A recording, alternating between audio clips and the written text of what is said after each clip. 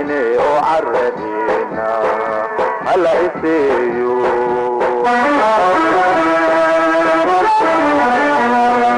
وركع في ماتا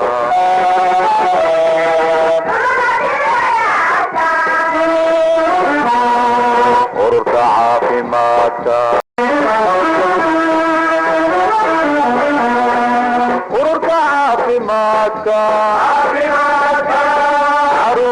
بسم الله الرحمن الرحيم السلام عليكم ورحمة الله تعالى وبركاته كلنتي وعنو ونكسن داودياشا قيمها إيقاياها قدرين تنغم مدن وميل كستو جوجتان وحنا ديكو سلامينا سلامتي إسلامك أنغونا وشريفي كوركينا هاتا أيان دين لنا هاي ومركلة يولالكينا سخاودين دكتور سخاودين عاو برنامج كينا وبرنامج كي عافيماتك annaga inta badan waxaynu ka hadalnaa barnaamijkeena waana dhakhtar iyo baraarujinta bulshada farista wanaagga ka reebista xumaanta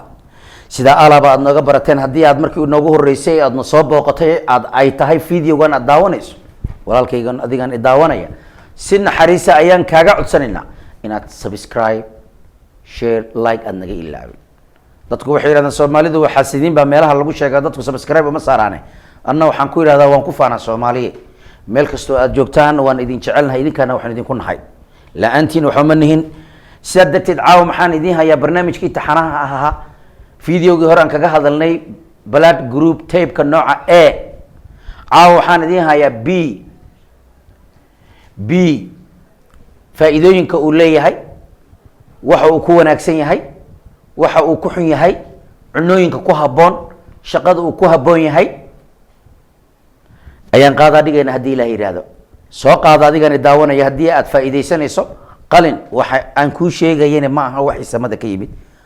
waxa loo yaqaan probability wala isticmaalaya ama proportion wa research baaxthi la sameeyay sida daraadeed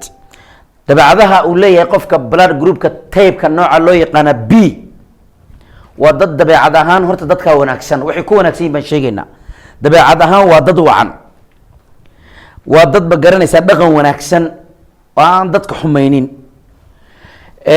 waana dadka waxay aad u kala siman xagga hogaamiyaha inay wax hogaamin karayaan haday mushkilad timaadana waa dadka go'aanka qaata ama xalliya ama decision maker wax loo yaqaan okay hadafka ay leeyihiin waa dadka rumeeya weligood dadka ayaga halka eedu ay ka noqoto dismoral hadafyada qaar haday la kulmaan xaalad critical ah ama crackation ama gap ila kulmaan ayagu isma dhiibaane waa dad rumeeya hadafka ay leeyihiin dad inta badan TV-yada daawada laakiin maxay ka daawadaan TV-yada waxay ka daawadaan oo ay ka aad uga helaan wararka siiba barnaamijyada dhaadheer oo dadkan biida ah waxay awood u leeyihiin inay fadhiyaan saacado fara badan meel halka eedu ayna dulqaadka nooca ayna lahayn waa dad ku fiican saaxiibtinimada wada socodka soo dhaweynta bulshanimada naftoodana dad aad u sharaxa way markay meel istaagaan ayaga iska hadla way ismuujiyaan qurux bay rabaan in meel ka muuqdaan bay jecel yihiin in waxay jecel yihiin hadii xaflad laga qayb galaya in ayagu xiriiriyaan ayagu codadkooda dhiibtaan in ayagu meesha ka muuqdaan bay jecel yihiin waana dad ayagu is soo saara oo raba in meelaha ka muuqdaan marka ayada ah waa dad nasiib u wanaagsan xagga dumarka waa dumar qurxoon yihiin ayaga dumar qurxoon ayay inta badan helaan nasiib u heshaan waliba waxay aad uga helaan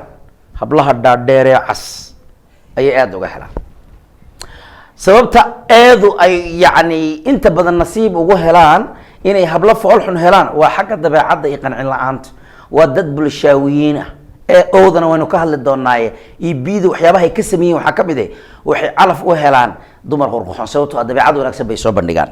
dumarkana waxa hantiya adigana daawanaysa dabeecadda haday low tahay iska dhis dabeecadda dumarka waxa hantiya dad dabeecad wanaagsan hadal qurxoon samir wacan yaani dhoola cadeyn fara badan baa qurxoon intaasi waa waxyaabaha ku fiican yihiin blood groupka haddaba maxay ku xun yihiin waxyaabaha ay ku xun yihiin waxa ka mid ah waa dad boodid leh boodid ma taqaan wax yar laga dareemaya ama kalmad baa leedahay bab waa dad boodid badan waa dad wanaagsan laakiin haday in yar mistake ama wax yar ay ka fahmaan boodid bay leeyihiin marka ayada ah oo dad booda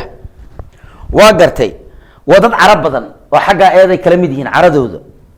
laakiin waxay kaga fiican yihiin eedu way soo laabanayaan okay waa dad ilowshaha ku badan ayagu dhibaatada ay leeyihin waxaa ka mid waa la ballame waa ilaabayaan ballanti shay bay meel dhiganayaan waa iloobayaan qof bay wax la sameynayaan waa la iloobayaan marka waa dad ilowsho badan waa dad dhugasho yani dhegaysasho male qofka marka xitaa wax loo sheegayo waxay ku xun yihiin kuma dhegaysanayaan dhugasho male waxay kaloo biidu ku liidataa xil isa saarin la-aan markay shaqo qabanayaan haddii imtixaanay saxayaan hadday imtixaan qaadayaan haddii shaqo la qabanay xil isma saaraan dadka careless waa dabeecada ay ku xun yihiin marka ayada intaasi markaan kaga gudbo waxyaabaha ay ku xun yihiin ka sheekay haddaba maxaa u hab cunno ahaan ka waran dadkaas cunno ahaan dadkaa ka waran cunnada ku habboon waa inay cunaan miraha dhulka ka baxa inta badan caanahana aad bay u jecel yihiin shaaxana aad bay u cabaan u firish waxaa lagu xantaa caalamka soomaalida waa shaah jecel yihiin laakiin biidu aad bay shaah u jeceshaan dhehe waa jecesha subaxi haddaan la cabin madaxaa la qabsanaya hadduu dhaktar kaa reebo iska daal ku yihahdo ayaga waa dadka aan laga reebi karin shaax waa dad jecel inay cunaan hilibka cad kalluunka waa dad aqli badan waayahay xanuunada ku dhici kara maxaa kamid a marka maxay u nugul yihiin waxay u nugul yihiin inay ku dhacaan xanuunada maskaxda ku dhacday u nugul yihiin dadkaas halka eedo aan hore usoo sheegnay inuu probability ama proportionka ama researchiga la sameeyey in 10 qof 7 kamid ay kansar qaban karayaan ayagu 10 qof ee lagu arka magaalo dad waalan haddii la baaro 7 kamid ama 8 kamid waa blood group B waa waaliday u nugul yihiin waa ilowsho badan yihiin xanuunkan ilowshaha la yiraahdo dementia taasaq baa ku dhaca waa dadku isaasaq uu ku dhaco dadkaas marka xanuunadaas maadaama ay u nugul yihiin waxaan rabnaa inaan sheegno maxay yani noqon karaan joobka shaqada maxay ku fiican inay cilmi baaran noqdaan inay qoraan noqdaan inay farshaxano noqdaan iyo inay suxufiyiin u fiirso dadka magaalada dadka suxufiyiinta dhan 10 qof ee suxufiyiina sorry raalli hada suxufiyiinta lama hadlayno yani waxaan ka hadlaynaa waa cilmi bay inta badan u badan yihiin waa dad qoraa waa dad yani philosopher aqoon-yahaniina qoraa bay noqonayaan waxay noqonayaan dad ma garanaysaa shaqeeyo dad wax soo saara dad wax curiya waa groupka bida loo yaqaano marka ayada sababtaa darteed bay in badan maskaxda u isticmaalayaan mustaqbalkana loo saadaaliyey inay xanuunada mustaqbalka maskaxda imaanayaan soo ma fahmin walaalkayga daawanayo haddaad groupka b tahay ha u qaadan hadalkayga inuu samada ka yimi kama imaan waxa saxda ee dhabta ah ee muttafaq leeyahay waa qaala rasuulullaahi qaala tacaala waxa aan sheegayna waa scientifical waa wax bini aadan uu sameeyey wey waa research ama qaado adigana daawanaya iga accept garay ama Soomaali baa tahay mucaaradnimadaada wad adeer waayahay intaas marka aynu kaga gudubno dhiiga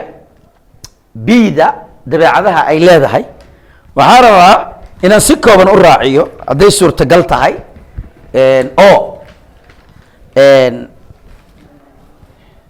oodu waxaan rabaa oodu inay si fiican aan uga hadlo waqti gaaraan jecelaha u maraynaa waqtigaa yar aawadiis insha allah haddii la yidhahdo maalin gaaraan rabnaa inaan ka hadalno daawadayaal haddii ay tahay marka ugu horreysay aadna daawato waxaan kaa codsanaynaa inaad subscribe iyo like iyo share naga iloobin naguna caawisaan inaad gaarsiintaan fariintan walaalihiin iyo asxaabtiina kale fadlan codsi bay iga tahay barnaamijkan gaarsiiya ummadda Soomaaliyeed ee u baahan adiga kalina ha isku koobin halkani waa Saqaawadiin channel barnaamijyo cusub baan idin soo wadnaa idin raali gelinaya idinka la'aantiina wax uma nihin fadlan nagu caawi like subscribe share wa ma santiin Soomaali meel kastoo aad joogto kulanti wacan oo wanaagsan adigana daawanaya aad baan idin jecelnahay bye bye